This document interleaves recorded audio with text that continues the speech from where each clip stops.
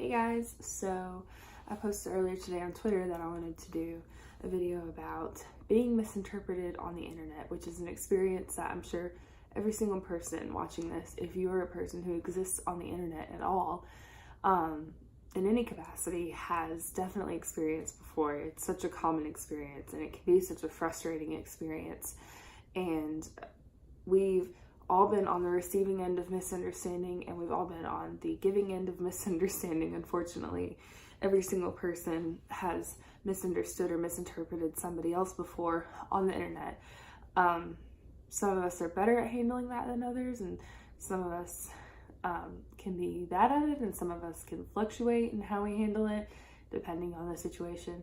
But yeah, I just wanted to talk about that today, because especially in a community where a lot of people are just coming to it and nobody knows each other for the most part. By the way, I thought about calling these little chats cozy time with Claire, because I got my blanket on and then I got my tea and I was like, do we really want to be that SI right now? And honestly, we do. So maybe I'll title this video Cozy Time with Claire. And these can be videos where I talk about some overarching subject or whatever. Is it over? Okay, somebody please comment. Is the word overarching or is the word overarching? Because maybe somebody in my life says overarching and that's the only reason that I say that. I'm probably saying it wrong. There are a lot of words that I pronounce wrong because I am truly an introvert and I read more words than I hear. So my spelling is better than my pronunciation, if that makes sense. But anyway, back to the subject, which was being misinterpreted on the internet. I had some people respond anonymously to my request for people to describe how they've been misinterpreted on the internet before on Curious Cat. I only got 2 responses, but I think that they actually serve a good basis for the conversation. One person responded and basically said that people were blaming them for being mistyped, and they were also thinking that they're misinterpreted often because of how people perceive their type. And I happen to know that this person is an ENTJ, and so I think that discussing their type in this context is important because ENTJ actually is one of the more misunderstood types in my view. Or not even maybe misunderstood, misunderstood, but also just misdescribed, just described completely inaccurately, based on I guess just Myers and Briggs just diverge so much from the original Jungian texts that almost certain functions became super tropey. So TE, I think, is one of those functions that became really tropey. It became such a trope for the drill sergeant or the successful businessman. And there's truth in there are kernels of truth in those tropes, but those tropes don't represent the function as a whole. So this person is often misinterpreted because of their type, and because people, when we know somebody's type, you go into a conversation knowing somebody is an ENTJ, that kind of can sometimes unfortunately color your interactions with them. You're like, oh, they're an ENTJ. I have this concept of ENTJ in my head, and then it's going to get projected onto them, and that's how misinterpretations and misunderstandings can happen. TE is often described in Myers-Briggs places on the internet as pushy or bossy or in charge, and it's that's coming at it from the wrong angle, because TJs can be very good leaders. They can get stuff done because effectiveness and productivity are a part of TE, but inherent to TE is not a striving for power or a striving for forcing their agenda onto others. That's not inherent in TE. if they have to manage people in order to get something done, they're going to do that.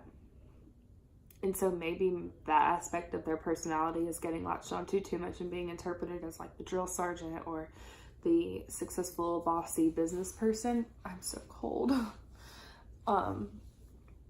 But that is not something that is inherent, so to speak, to TE.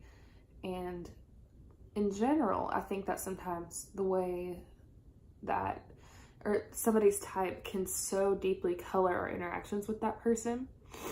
Like, if you've had bad experiences with one type, I see this a lot. If you have bad experiences with one type and then you go into a situation with somebody of that same type, you're most likely not going to give them the benefit of the doubt.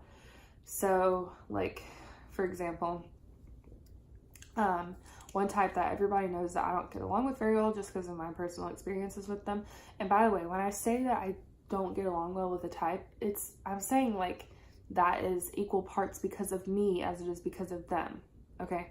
Like, so I want people to like understand that. And also in my head, I keep my experiences with certain types separate from the theory. So I can like say, this is how ESFPs work in theory, and then on a personal level, this is why maybe sometimes we conflict. So that type that I don't always get along with is ESFPs. Sometimes I get along just swimmingly with them, but there are often the type that I have the most friction with, if I have friction with anybody. And so if I meet another ESFP, I think I know where they're coming from. I think I know their motivations. I think I know so much about what's going on in their head because of my experiences, my extreme experiences with other ESFPs. But in all actuality, I do not. And I'm letting that person's type color my perception of them, which is not fair. It's not fair to anybody. So no matter how many feuds or fights or whatever you've had with INTPs or INTJs or whatever, you just have to go into every situation giving the person of that type the benefit of the doubt. Even more so than if it was somebody of a different type, because you should know that your biases are at play there. I'm sorry, this is not supposed to be an advice video. I'm just like ranting on like a lot of, misunderstandings I see on the internet.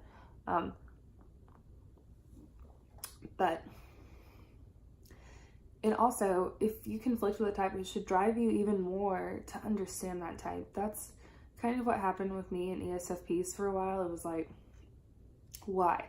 Why do I feel smothered by ESFPs? I have to understand. And it is one of the things that I really got out of socionics was their description of SE made the SE and ESFPs make so much more sense to me. It made it make sense to why it sometimes bothers me so much, especially learning that it is my path of least resistance in the socionic system. And yeah, so it made it understand why SE blocked with FI, and FI descriptions in socionics are different too.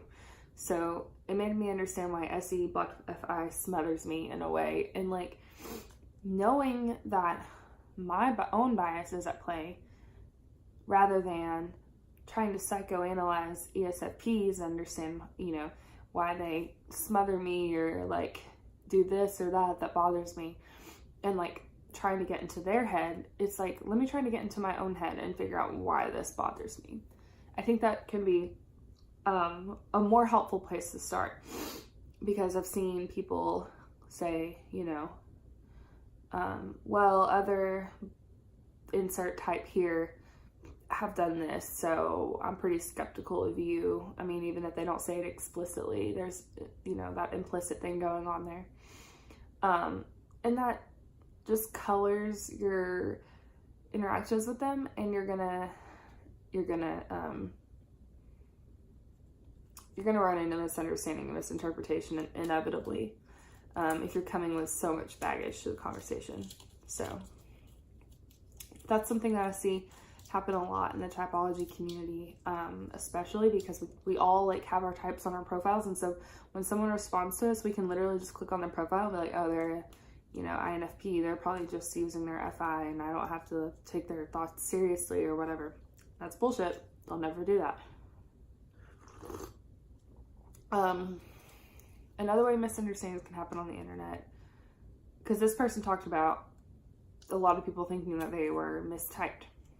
And let me just say this right here. If you don't like someone, if you have a problem with someone, or if you've ever had a problem with someone, or if there's something about them bothers you at all, well, maybe not bothers you at all, but if something about them you find like bothers you more than other people bother you, you really have no business typing that person. Let me just say that. You have no business typing that person.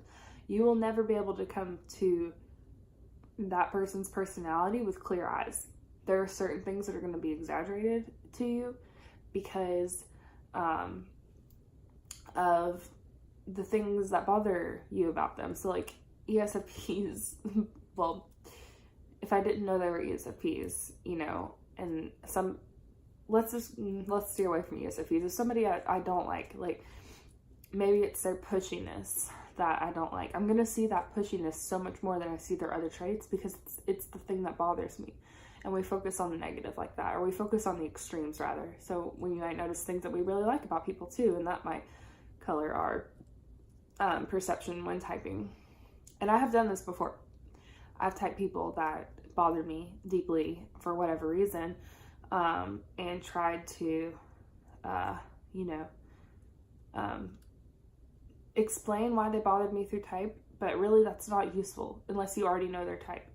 And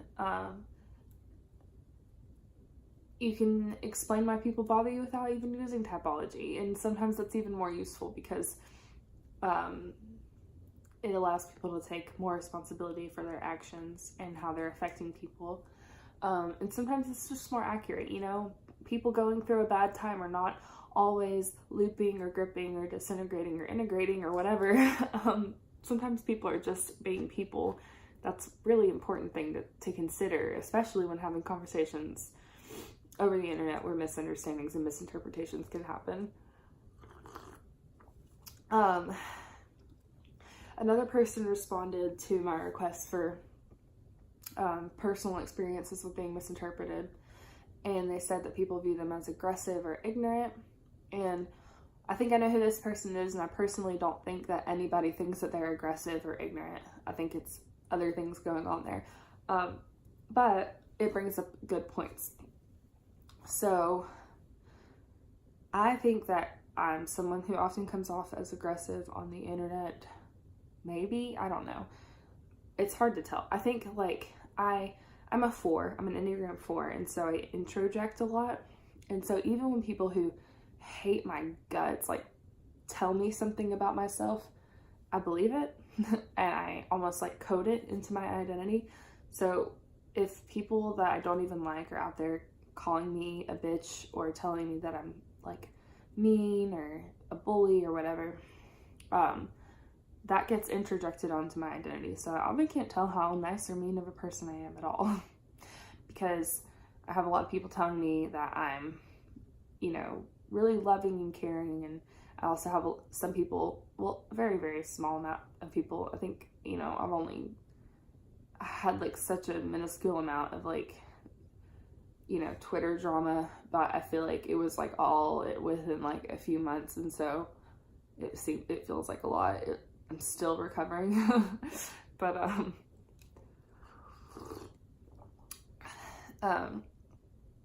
so yeah, I think that I introject a lot of the things that people say about me, even negative things. So it's hard to tell if I'm actually coming off as aggressive and stuff on the internet, but I'm not.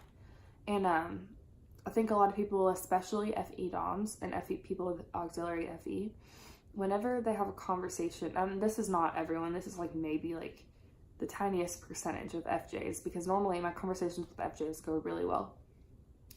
But whenever they're having a conversation with TJs or TPs, sometimes FJs will read especially at FJs, will read a subtext that's not actually there. So what I mean by that is if a TJ disagrees with an FJ's, theory of type or what their opinion is on a certain type or whatever, and they express that. Some NFJs like see that as like a direct attack on their credibility, and I don't know if it comes from the insecurity of having inferiority or what, but TJs and TPs, especially when talking on the internet where your words are limited, you don't have body language, you don't have facial expressions. It's like, for the most part, you really have to take what TPs say and what TJs say for exactly what it is, because if there was a hidden subtext, we would try to express it in some way. And it really,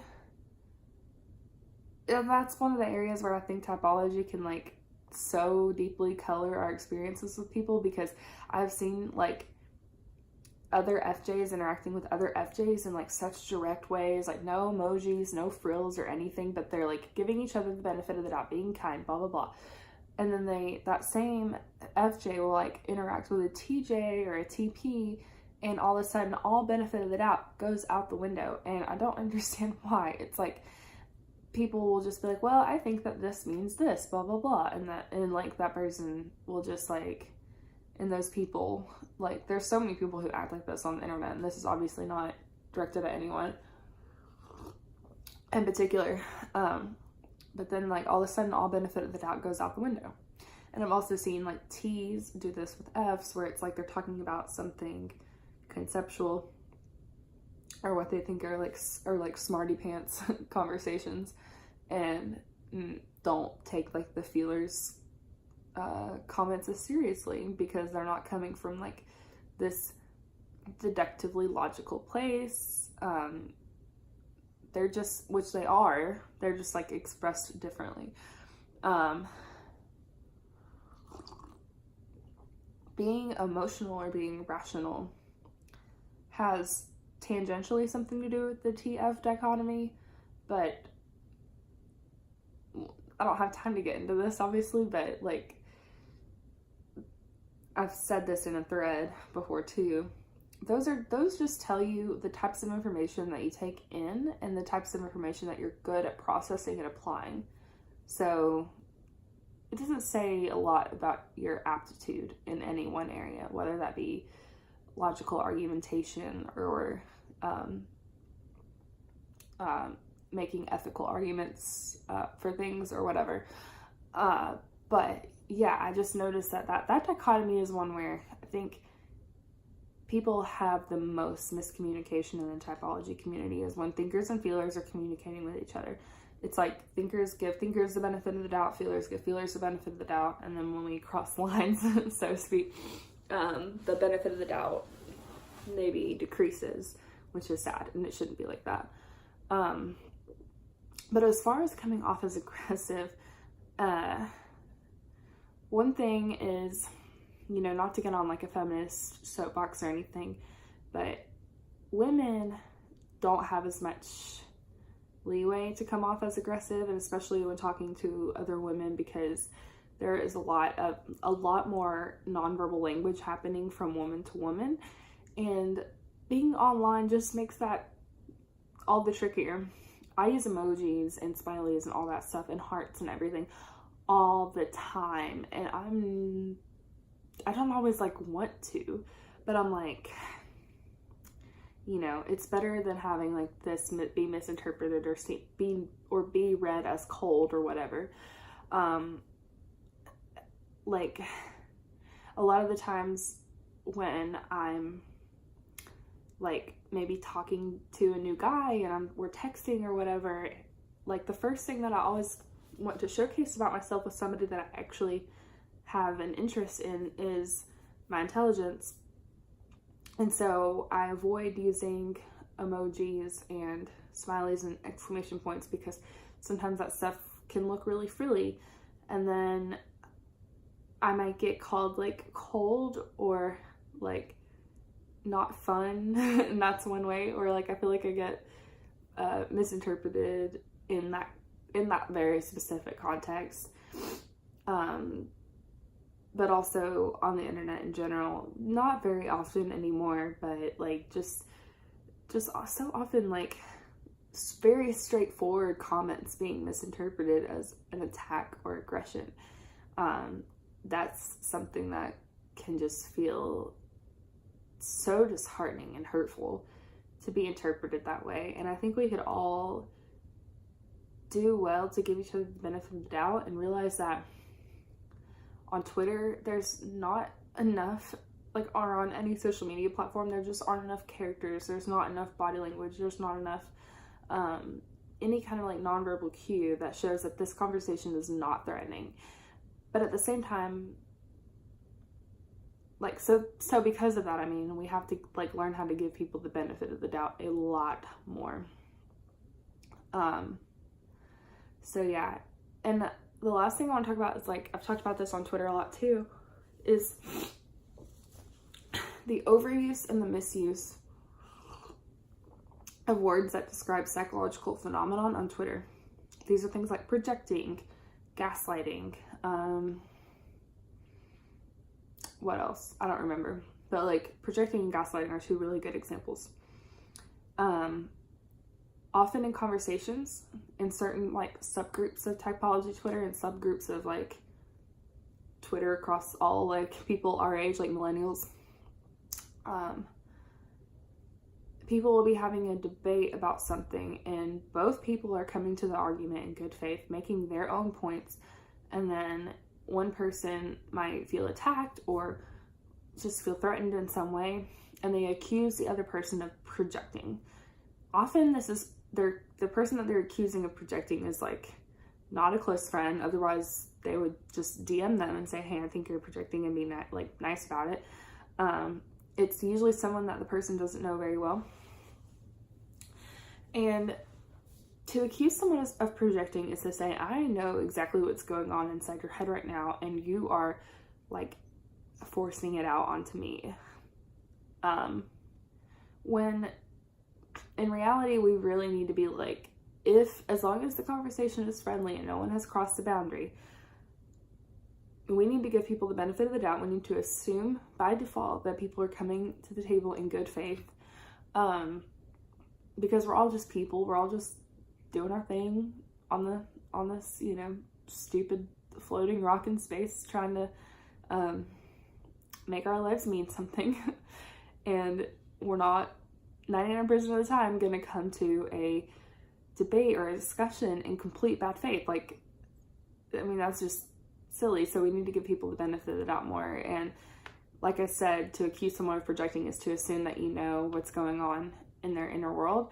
And it also just stops the conversation. It's like, well, you're projecting. And it's like, I'm not. And then the other person's not going to believe you because they've made up their mind that you're projecting. And you can't get through to people like that. You can't get through to people like that at all. All productive conversation stops there. So like accusations like that really fucking bother me. And then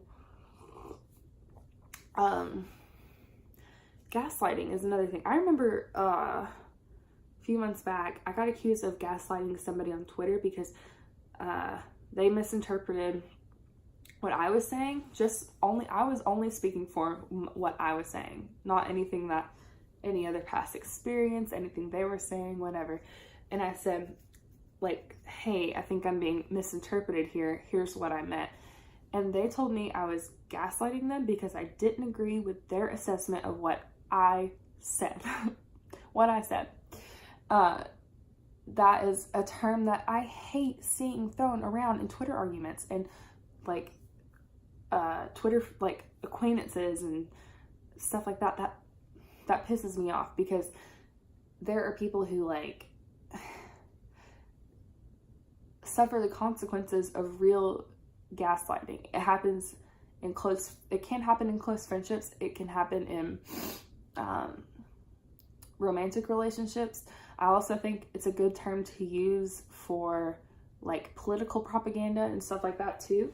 But to accuse somebody on Twitter that you don't know that well of gaslighting you because they're explaining their point of view in a way that they think is more accurate, that is not okay. Like, that's not okay. You're just like diminishing the whole word. You're you're stopping any productive conversation from happening from there, and you're acting like a child. So this is something that I don't just see on typology Twitter. I see it everywhere. Using those like psychological terms as like backhanded ways to silence people, and I just don't think that's fucking okay, because that's just, I don't know. I think that's abhorrent, honestly, like just completely abhorrent. So yeah, the reason that it has to do with this conversation is because it comes out of misinterpretation and misunderstanding. Yeah, it's born out of those common online issues where we're not asking enough questions and we're making too many assumptions. So if you take anything away from this video, it's like, I want to encourage myself and others, because I am a messy Twitter person. I'm always just like making mistakes and learning from them, and making mistakes and learning from them, and apologizing when I think I've done something wrong, or trying to. So I hope that none of this came across as preachy, because I am preaching at myself, because there are times when like someone replies to a tweet and it just gets my blood boiling because they've hit a nerve, whatever nerve that is. Is it their fault that they've hit a nerve? No, it's my fault, because if I respond and decide to make assumptions instead of asking questions, that's on me. That's not on them. I can't control everybody's replies, and most of the time when people are replying to you on Twitter, they're just trying to engage with you. They're just trying to engage in a discussion on something that interests them. So, I mean, ask questions before you make assumptions. That's a strategy that I've like learned how to deal with when I do feel that feeling of like my blood boiling or whatever, like someone maybe makes me feel belittled for my typology knowledge or something like that. My blood will start to boil, and then I'll be like, okay, ask a question. Don't make an assumption, ask a question. Even if you don't want to ask a question, because the second you ask a question, you make that other person's voice, you make that other person feel heard, and it sets up an opportunity for open dialogue where all the defenses are down. So I'm trying to do that more lately. Like the second I feel my blood start to like creep up into my face, because I'm a sexual 4, instinctive variant. What are those? Yeah, instinctual variant, sorry, is SX, and I'm an Enneagram 4. And so I'm like as competitive as an Enneagram 8. And any SX4 and maybe even 8s know that feeling of like just like the blood creeping up into your face and feeling like you want to just like smite someone right away. But it is important, like I said, to ask questions instead of making assumptions. It just is the best strategy I've ever had for clearing up or preventing altogether